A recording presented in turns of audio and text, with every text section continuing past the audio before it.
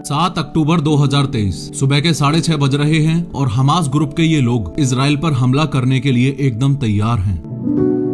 3, 2, 1, fire! Israel पर जंग का ऐलान करके हंड्रेड्स ऑफ मिसाइल्स इजराइल की तरफ फायर करके ये लोग जश्न मनाने ही लगे थे कि अचानक इन लोगों की मिसाइल्स के साथ वो ही हुआ जो साल 2012 के बाद हमेशा से होता आया है। इनके मिसाइल्स इजराइल के लोगों की जान लेने से पहले और इंफ्रास्ट्रक्चर को नुकसान पहुंचाने से भी पहले आसमान में ही ब्लास्ट होने लग जाते हैं। और इसके पीछे हाथ है तो सिर्फ एक चीज का, इजराइल का आयरन डोम। बिलीव इट और नॉट, इजराइल के पास वर्ल्ड की ग्रेटेस्ट एयर डिफेंस टेक्नोलॉजी है। इजराइल के ऊपर आप ये जो शील्ड देख रहे हो, ये एक इमेजिनरी प्रोटेक्टिव शील्ड है जो कि आयरन डोम प्रोवाइड करता है। आयरन डोम नाम भी इसलिए ही पड़ा क्योंकि ये वेपन डिफेंस सिस्टम एक डोम शेप्ड प्रोटेक्शन देता है जो कि आयरन लेयर जितनी स्ट्रॉन्ग होती है। अगर आप प्रैक्टिकली देखो और ग्राउंड लेवल पर समझने की कोशिश करो तो आयरन डोम असल में ये है। इनफैक्ट ये पूरे आयरन डोम डिफेंस सिस्टम का एक छोटा सा पार्ट है जिसे बोला जाता है बैटरी। ये बैटरी बेसिकली 3 डिफरेंट पार्ट से मिलकर बनती है। ये सबसे पहला है डिटेक्शन एंड ट्रैकिंग रेडार, दूसरा पार्ट है battle management and weapon control BMC और तीसरा पार्ट है ये मिसाइल फायरिंग यूनिट, या दूसरे शब्दों में कहूं तो ये लॉन्चर।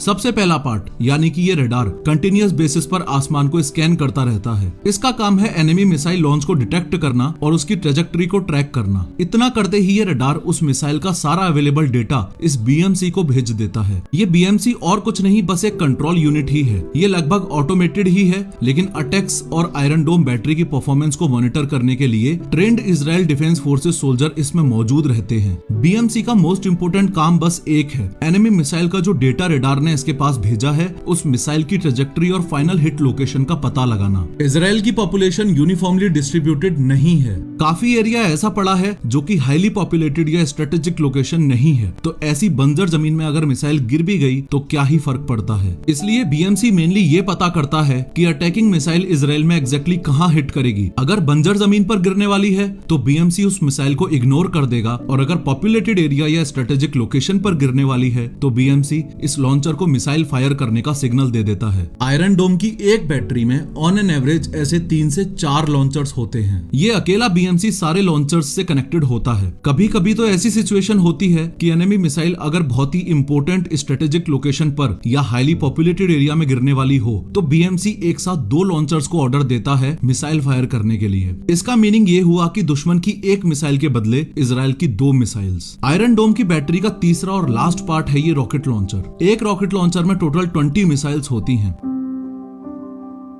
अगर ये एक तामीर मिसाइल आपको बाहर निकाल कर दिखाऊं तो इसका स्ट्रक्चर कुछ यूं है कि इसके सबसे आगे वाले पार्ट में तो इलेक्ट्रो ऑप्टिकल सेंसर्स होते हैं। इन शॉर्ट यही वो पार्ट है जो आसमान में दुश्मनों की मिसाइल के पास जाकर उसको सेंस कर पाता है। और थोड़ा नीचे अगर देखा जाए तो यहाँ पर प्रॉक्सिमिटी फ्यूज ब्लास्ट वॉरहेड है, यानी दुश्मन की मिसाइल के पास जाकर ये अपने आप को ब्लास्ट कर लेता है। इसके अलावा इसमें स्टीयरिंग फिन्स भी हैं जो इस मिसाइल को डायरेक्शन देने में और मैन्यूवर करने में हेल्प करते हैं। एक बार के लिए तो आपको विश्वास नहीं होगा कि एक तामीर मिसाइल की कॉस्ट लगभग 50 लाख रुपए है। On the other hand Israel की तरफ हमास जो रॉकेट फायर करता है, जिन्हें कासम रॉकेट बोला जाता है, उस एक रॉकेट की कॉस्ट है लगभग सिर्फ 50,000 रुपए। यानी अगर आयरन डोम की एक मिसाइल का प्राइस कंपैरिजन उसके दुश्मनों द्वारा फायर की गई एक कासम रॉकेट से किया जाए तो इजराइल की मिसाइल लगभग 100 गुना ज्यादा महंगी है। इसलिए दुनिया ऐसा मानती है कि आयरन डोम की वजह से हमास भले ही इजराइल के लोगों की जिंदगी और इंफ्रास्ट्रक्चर को नुकसान ना पहुंचा पा रहा हो, लेकिन इजराइल के फाइनेंशियल लॉस का भी बहुत बड़ा कारण बन रहा है। इजराइल के आयरन डोम की तामीर मिसाइल के इतने ज्यादा महंगे होने की वजह से ही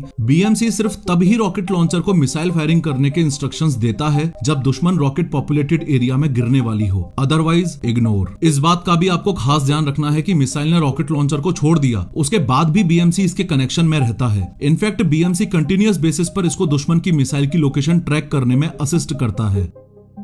आयरन डोम की तामीर मिसाइल का एक बहुत बड़ा डिसएडवांटेज है उसका स्प्रे पैटर्न। सिंपल शब्दों में इसका मीनिंग ये हुआ कि इस तामीर मिसाइल के अराउंड ये जो रेड कलर का एरिया आप देख रहे हो, ये इसका स्प्रे पैटर्न है। स्प्रे पैटर्न के सेंटर में ही यहाँ इसका इंटरसेप्टर वॉरहेड है, यानी कि ये तामीर मिसाइल जैसे ही दुश्मन की मिसाइल को सेंस करती है वैसे ही यहाँ से अपने आप को ब्लास्ट कर लेती है। तो ये स्प्रे पैटर्न ही वो एरिया है जिस एरिया में आयरन डोम की ये तामीर मिसाइल दुश्मन की मिसाइल को सेंस कर सकती है। अब यहाँ पर दो क्लियर सिचुएशंस बन रही हैं। एक सिचुएशन तो ये कि जैसे ही दुश्मन की रॉकेट तामीर मिसाइल के पैरेलल गुजरेगी तो वो स्प्रे पैटर्न में कैप्चर हो जाएगी, फिर तामीर मिसाइल अपने आप को ब्लास्ट कर लेगी और ये साइड वाली दुश्मन की रॉकेट भी डिस्ट्रॉय हो जाएगी।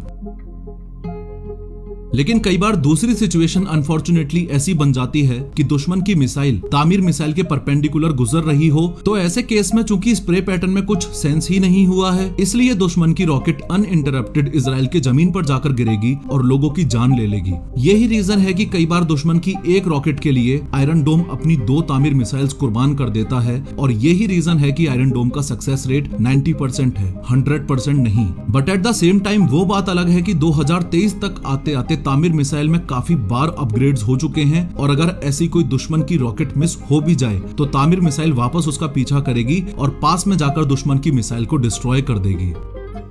अभी तक हमने आयरन डोम की सिर्फ बैटरी को समझा है, लेकिन टोटल ऐसी 10 बैटरीज हैं। आयरन डोम का कंप्लीट स्ट्रक्चर क्या है और पूरे इजराइल देश को कैसे प्रोटेक्ट करता है 3D एनिमेशन की मदद से समझो। इस रडार, BMC और लॉन्चर्स को उठाकर अगर ट्रक पर रख दूंगा तो ट्रक समेत इस पूरे स्ट्रक्चर को बैटरी बोला जाता है। आयरन डोम की सबसे खास बात यही है कि ये मूवेबल है। इनफैक्ट इजराइल की डिफेंस फोर्सेज इस बैटरी की लोकेशन कंटिन्यूअस बेसिस पर चेंज करते रहते हैं ताकि दुश्मन को इन बैटरीज की करंट लोकेशन का अंदाजा ना लगे। अब जैसे इस रडार को प्लस BMC को प्लस रॉकेट लॉन्चर्स को प्लस ट्रक को मिलाकर ये एक बैटरी है, ऐसे ही इस पूरी कंट्री के अराउंड ऐसी टोटल 10 बैटरीज हैं। जूम आउट करके दिखाऊं तो आप साफ साफ देख पा रहे हो कि ये 10 बैटरीज इस तरीके से प्लेस्ड हैं कि पूरे इजराइल को ही कितनी शानदार प्रोटेक्शन दे रही हैं। इन 10 बैटरीज के ग्रुप को ही कंबाइंडली आयरन डोम बोला जाता है। That's it. इस बात का भी अच्छे से ख्याल रखना कि आयरन डोम सिर्फ 4 किलोमीटर से 70 किलोमीटर की रेंज में ही प्रोटेक्शन दे सकता है, उसके ऊपर नहीं। अगर कोई ICBM यानी इंटरकॉन्टिनेंटल बैलिस्टिक मिसाइल इजराइल की तरफ आएगी तो आयरन डोम उस केस में कुछ नहीं कर सकता। वो बात अलग है कि ICBM जैसी मिसाइल से बचने के लिए इजराइल के पास अदर डिफेंस टेक्नोलॉजीज भी हैं, लेकिन कई साल लगाकर और $200 मिलियन लगाकर इजराइल ने ये आयरन डोम इसलिए ही बनवाया क्योंकि पैलेस्टीन और गाजा से कभी भी इजराइल पर अटैक एक्सपेक्टेड ही रहता है। एक हफ्ते पहले 7 अक्टूबर 2023 को हमास ग्रुप ने इजराइल पर जो अटैक किया उसमें आयरन डोम भी इजराइल की ज्यादा हेल्प नहीं कर पाया, जिसकी वजह से हजारों लोगों की जान चली गई। असल में मुद्दा ये है कि हमास और इजराइल के बाकी दुश्मनों को ये बात अच्छे से पता है कि आयरन डोम उनके रॉकेट्स को एक फेलियर में कन्वर्ट कर देता है। इसलिए पिछले हफ्ते जो इजराइल पर अटैक हुआ उसमें हमास ग्रुप ने स्वैम्प टेक्निक का यूज किया था। आसान भाषा में बताऊं तो लगभग आधे घंटे के दायरे में ही 5000 से ज्यादा रॉकेट्स इजराइल के ऊपर दाग दिए गए थे। अब कैलकुलेट करो कि आयरन डोम के पास एट अ टाइम कितने तामीर मिसाइल्स डिफेंस के लिए रेडी होते हैं। एक लॉन्चर में 20 मिसाइल्स, एक बैटरी में ऐसे 20 मिसाइल्स वाले 4 लॉन्चर्स, तो एक बैटरी में लगभग 80 मिसाइल्स हुए। और पूरे इजराइल देश को प्रोटेक्ट करने के लिए ऐसी 10 बैटरीज हैं, तो total 800 missiles at a time Iron Dome के पास डिफेंस करने के लिए रेडी रहती हैं। अब दोबारा याद करो, 5000 रॉकेट्स वर्सेस 800 मिसाइल्स। यही रीजन है कि कुछ दिन पहले 7 अक्टूबर को आयरन डोम इजराइल के काफी लोगों की जान नहीं बचा पाया। तो आयरन डोम में ये जो मिसाइल सैचुरेशन वाली दिक्कत है, इस प्रॉब्लम को सॉल्व करने के लिए और एक तामीर मिसाइल जो कि इतनी ज्यादा महंगी पड़ती है उस प्रॉब्लम को भी सॉल्व करने के लिए इजराइल एक न्यू टाइप की टेक्नोलॉजी पर काम कर रहा है जिसे बोला जाता है आयरन बीम। 2016 में जब आयरन बीम टेक्नोलॉजी के बारे में सोचा गया और जब इनिशियली इस पर काम शुरू किया गया, तब यह सोचा गया कि दुनिया में जो सॉलिड स्टेट लेजर्स हैं उनके पावर लेवल्स 10 से 40 किलोवाट के होते हैं। तो आयरन बीम वाले प्रोजेक्ट में यह सोचा गया कि मल्टीपल लेजर्स को दुश्मन की रॉकेट पर टारगेट करवाकर कंटिन्यूअसली उसके आउटर शेल पर मारा जाए तो आउटर शेल डिस्ट्रॉय हो सकता है और दुश्मन की रॉकेट बर्बाद हो जाएगी। लेकिन जैसे जैसे टेक्नोलॉजी इंप्रूव हुई वैसे वैसे आज कंडीशन ये है कि Iron Beam 100 kilowatt class high energy laser weapon system HELWS almost ready है और सिर्फ $3.5 में दुश्मन की एक कासम रॉकेट को डिस्ट्रॉय कर सकता है, इन कंपैरिजन टू $50,000 जो एक तामीर मिसाइल के लग जाते हैं। आयरन बीम का लेकिन सबसे बड़ा डिसएडवांटेज ये है कि ये बारिश में या एडवर्स वेदर कंडीशंस में काम नहीं करेगा। On the other hand Iron Dome का सबसे बड़ा एडवांटेज ही ये है कि चाहे दिन हो या रात हो या धूप हो या बादल हो, बारिश हो, सर्दी में, हर वेदर कंडीशन में आयरन डोम काम करता है। आयरन डोम इनफैक्ट इतना एडवांस्ड है कि वो बीएमसी में एग्जैक्टली ये भी बता देता है कि किस टाइप के टारगेट को देख रहा है, कोई बड़ा वेपन है, कोई छोटा वेपन है, या कोई मोटार शेल है या व्हाटएवर। खैर, मिशन रानीगंज मूवी एक ट्रू स्टोरी पर बेस्ड है जिसमें जसवंत सिंह गिल ने अपनी जान खतरे में डालकर 65 मजदूरों की जान बचाई थी। इस वीडियो में 3D एनिमेशन की मदद से उस पूरी स्टोरी को ध्यान से समझो।